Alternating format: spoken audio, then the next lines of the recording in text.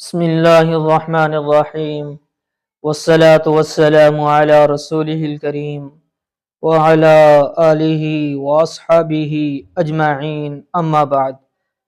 معزز سامعین کرام، السلام علیکم ورحمۃ اللہ وبرکاتہ۔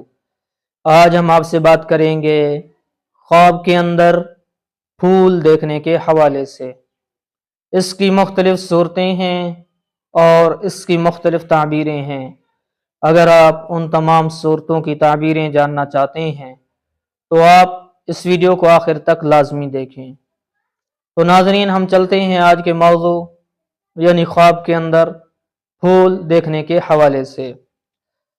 حضرت علامہ ابن سیرین رحمۃ اللہ علیہ نے فرمایا ہے کہ خواب میں پھول کا دیکھنا اور اپنے وقت کے اوپر دیکھنا دلیل ہے کہ اس کو کچھ ملے گا، کچھ حاصل ہوگا، اور اس کے ہاں لڑکا ہوگا۔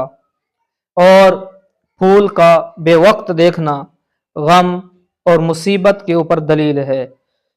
اور اگر عورت خواب کے اندر دیکھے کہ اس نے پھول کا درخت اکھاڑا ہے، اکھاڑ کر غلام کو دیا ہے، تو دلیل ہے کہ اس کا غلام اس سے بھاگ جائے گا۔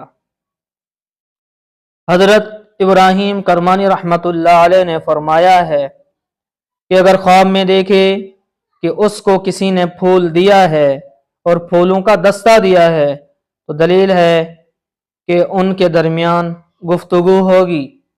حضرت جابر مغربی رحمۃ اللہ علیہ نے فرمایا ہے کہ خواب میں پھول کا پودا کنیز کے اوپر دلیل ہے۔